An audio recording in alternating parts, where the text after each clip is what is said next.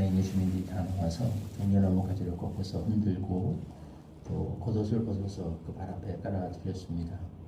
예수님은 그 나귀를 타고 그 가운데 입성하셨고 또 무리들은 호산나 호산나 찬송하면서 이스라엘의 왕으로 오신 주의 이름으로 오시는 예수님을 이렇게 모셔들었습니다. 예수님의 그 영광의 대관식이라고 할 수 있겠습니다. 물론 제자들은 이 당시에 이 사건의 의미를 정확히 다 이해하지 못했지만 나중에 스가랴서 말씀이 생각났다 본문은 그렇게 기록하고 있습니다. 지나고 보니 하나님께서 스가랴서에 예언된 정확한 그 메시아의 모습을 그 예언을 예수님을 통해서 성취하신 것을 알게 됐다는 거죠. 그래서 오늘 이 장면은 참 감동적이기도 하고 좀 안타깝기도 합니다. 두 가지 측면이 다 이렇게 복합되어 있는 그런 장면이라고 할 수 있는데요. 일단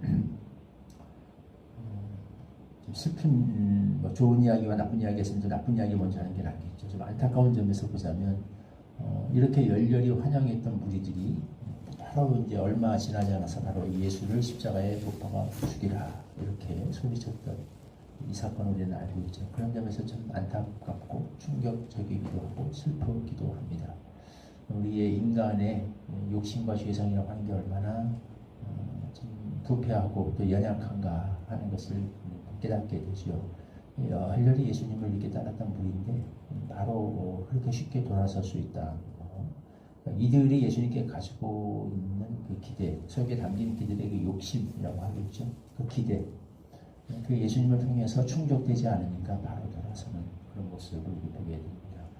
오병이어 사건 때도 우리는 똑같이 사실은 이미 경험을 했습니다.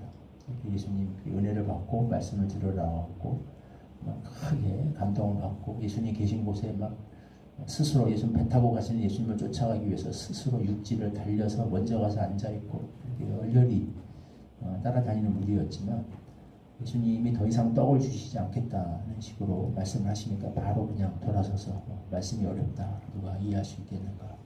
다 떠나버렸죠. 이런 장면.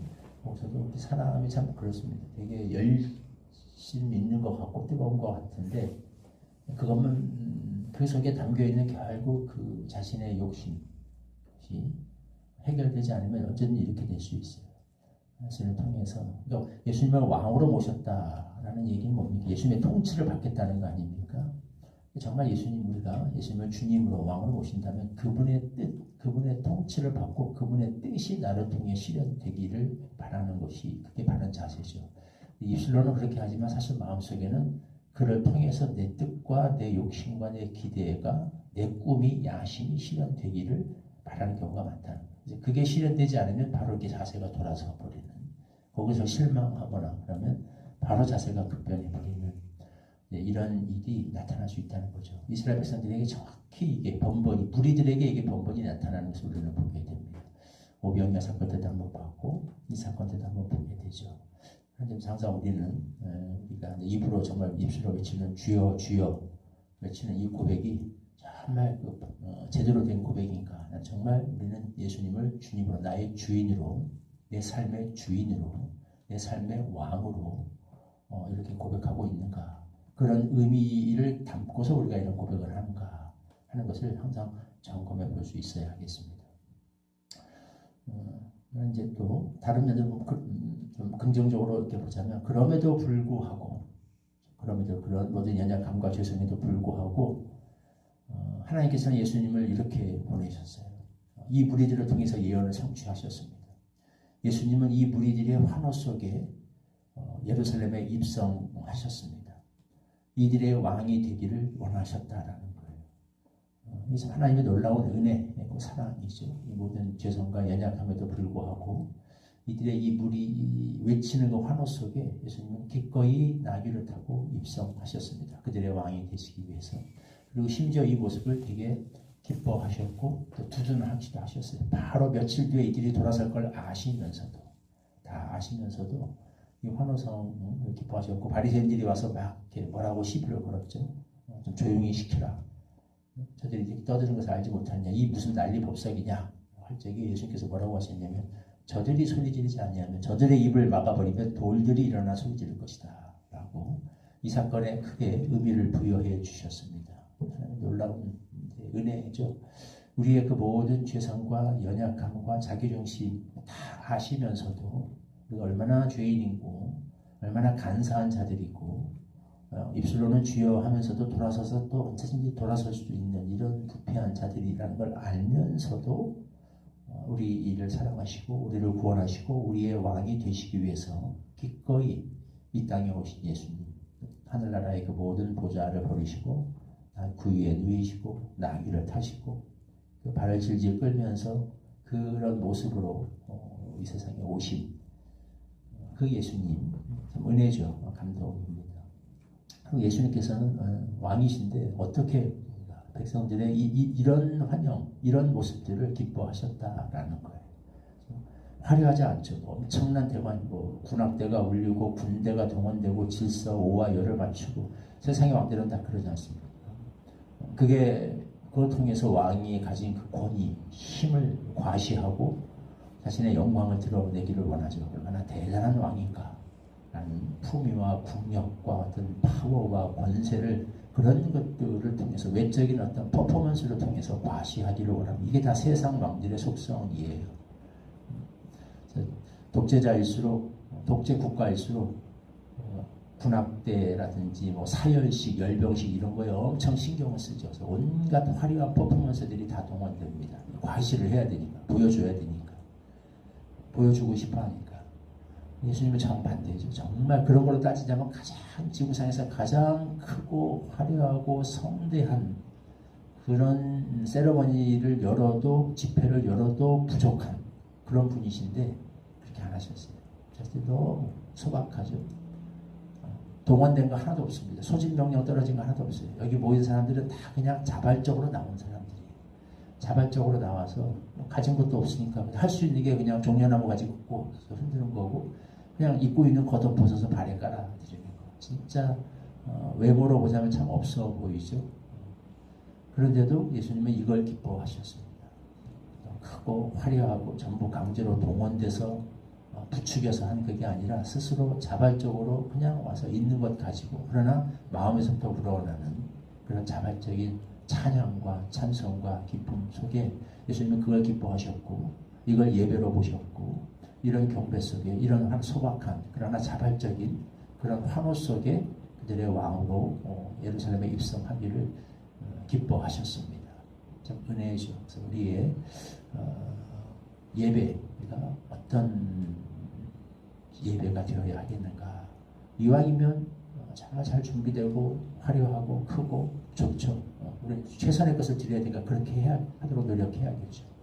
가장 그 기본 동기, 하나님께서 원하시는 것은 이런 우리의 진심입니다. 마음입니다. 자발적으로 정말 기뻐서 즐거워서 내가 원해서 강제로 누군가의 눈치 때문에 힘으로 동원된 것이 아니라 스스로 기뻐서 즐거움으로 내 가지는 것을 겉옷을 벗어서 그 앞에 정말 깔아드리고 내 옆에 있는 종려나무를 꺾어서 흔드는 이런 기쁨의 찬양, 이것이 이런 우리의 예배가 있기를 원하시고 기뻐하시고 이런 환호와 예배 속에 우리 가운데 임재하기를 원하시는 예수님의 마음을 우리는 배울 수 있겠습니다. 우리가 드리는 모든 예배와 경배와 또 우리의 삶 자체가 이와 같이 마음에서부터 우러나오는 그런 기쁨의 감사의 찬양, 내게 있는 종려나무 가지를 비록 종려나무 가지일지라도 황금 가지는 아닐지라도 그것을 항상 꺾어서 힘차게 흔들고 황금 외투는 아닐지라도 내게 있는 그 겉옷을 기꺼이 벗어서 그 발 앞에 깔아드리고 마음에서 누가 시켜서가 아니라 내 마음에서 우러나오는 찬양으로 호산나 호산나 예수님께 경배하고 예수님을 모셔드리는 이런 모습이 있었으면 좋겠습니다. 우리 예배가 우리 삶이 이렇게 되기를 소원하고 또 기도합니다.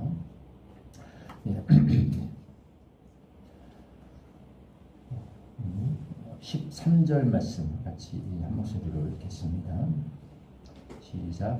정나무 가지를 가지고 마지로 나가 외치되 호산나 찬송하리로다. 주의 이름으로 오시는 이 곧 이스라엘의 왕이시여 하더라.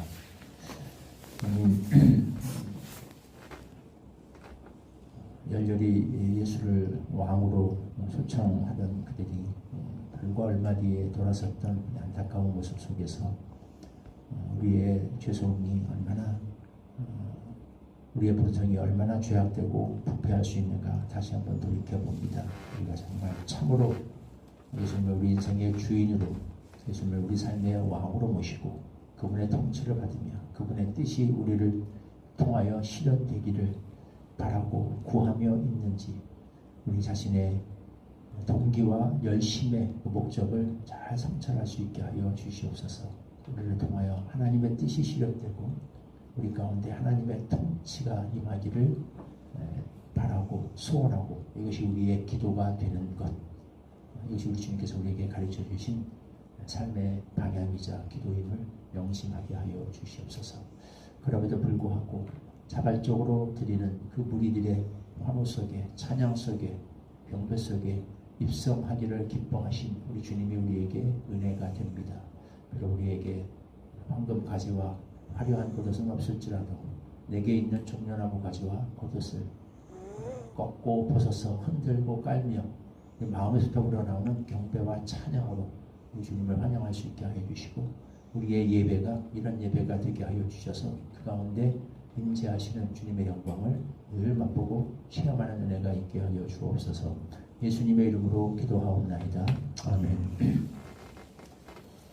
36장 1절 부르시고 주님 가르쳐 주시도록 함께 기도하겠습니다.